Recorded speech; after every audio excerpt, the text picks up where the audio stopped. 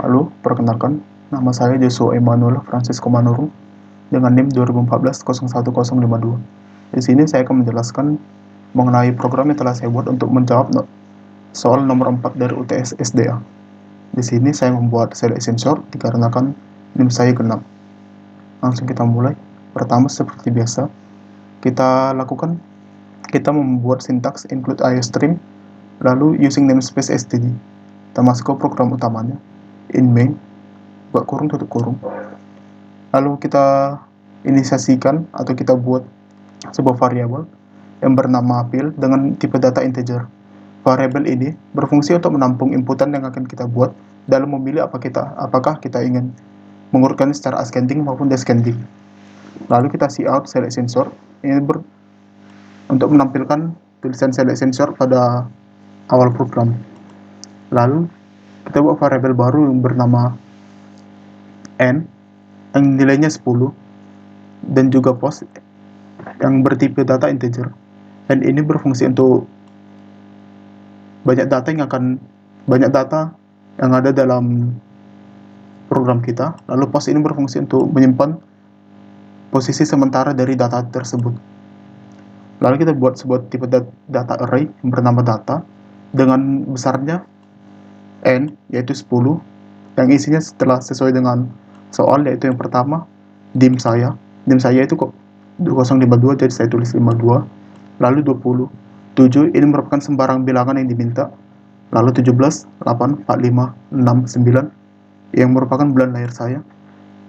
Lalu 9 dan 26 merupakan tanggal lahir. Lalu kita coutkan data before sorting, berfungsi untuk menampilkan datanya sebelum kita sorting.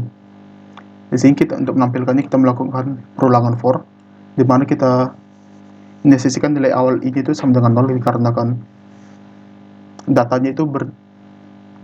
datanya bertipe data array, di mana array itu dimulai dari indeks ke 0 dengan kondisi i lebih kecil dari n,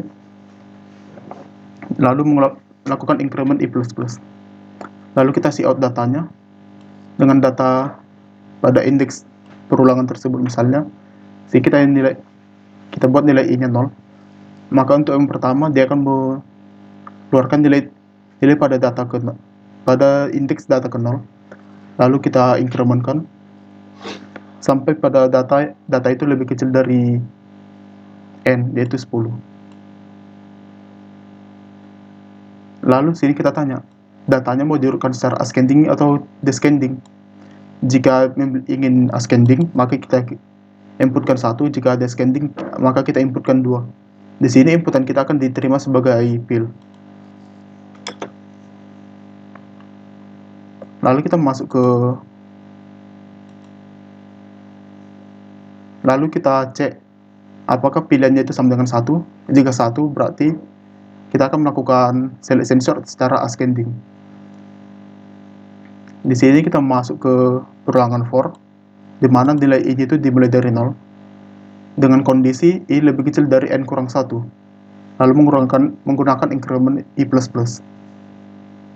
Lalu kita inisiasikan nilai post itu adalah i, di mana i itu di sini adalah 0 untuk yang pertama.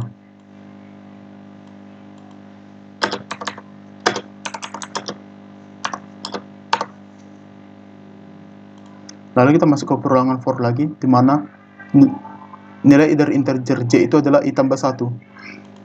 I tambah 1 itu adalah 0 tambah 1, berarti nilai j-nya sama dengan 1.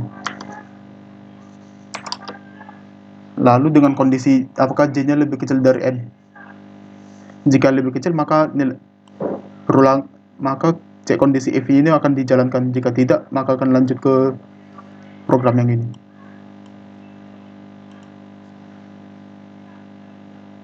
Lalu kita melakukan increment j++.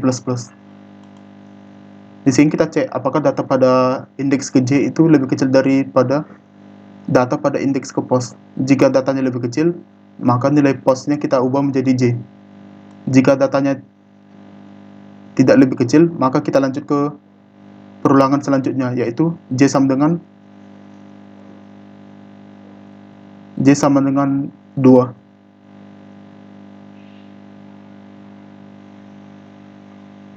Begitu terus kita cek sampai dia nilai pada kondisi ini dia bernilai false, maka kita lanjut ke sini, ke bagian if post tidak sama dengan i. Jika postnya tidak sama dengan i, maka datanya kita swap atau kita tukar. Jika tidak sama dengan i atau postnya sama dengan j, data kita tukar. Kita swap datanya dari data pada indeks ke i ke data pada indeks post. Misalnya data pada indeks ke i itu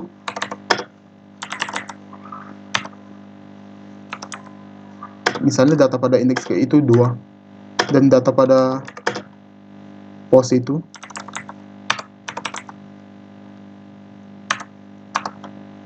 sama dengan 3.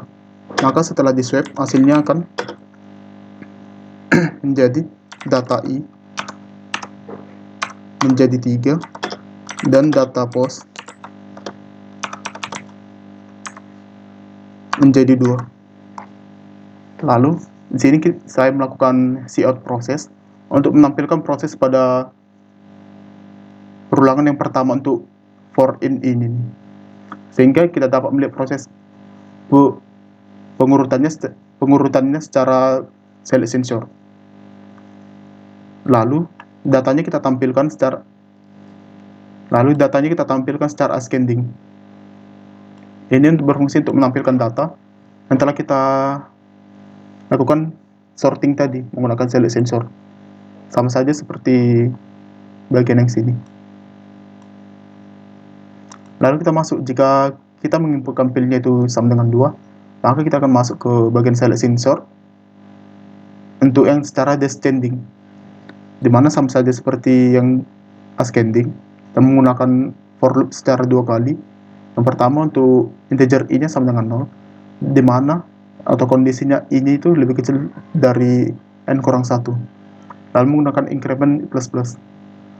Lalu postnya kita inisiasikan sebagai i, dimana i itu mengacu pada bagian ini. Lalu kita masuk ke for loop lagi. Kita nilai j-nya kita inisiasikan sebagai i tambah 1. Ini kan di sini 0. Berarti di sini j-nya jadi 1. Lalu kita cek apakah j itu lebih kecil dari n. Jika iya, maka program ini akan dijalankan. Di dalam program ini kita bandingkan data pada indeks ke j apakah lebih besar dari data pada indeks ke post. Jika lebih besar, maka nilai postnya kita ubah menjadi j, dan jika tidak, maka nilai postnya tetap jadi i, atau nilai postnya sesuai dengan data yang pada sebelumnya. Lalu jika data j-nya tidak lebih kecil dari n, maka kita masuk ke bagian pengecekan. Kita cek apakah postnya tidak sama dengan i. Jika tidak sama dengan i atau nilai postnya sama dengan j, maka kita swap datanya seperti yang tadi. Data pada indeks ke i kita tukar dengan data pada indeks ke post. Lalu kita siarkan prosesnya seperti bagian sebelumnya. Lalu di sini sama saja seperti sebelumnya, tinggal menampilkan datanya yang sudah disorting secara descending. Lalu kita cout pilihan tidak ada. Jika user menginputkan 3, maka muncul perintah ini, pilihan tidak ada. Kita langsung jalankan programnya.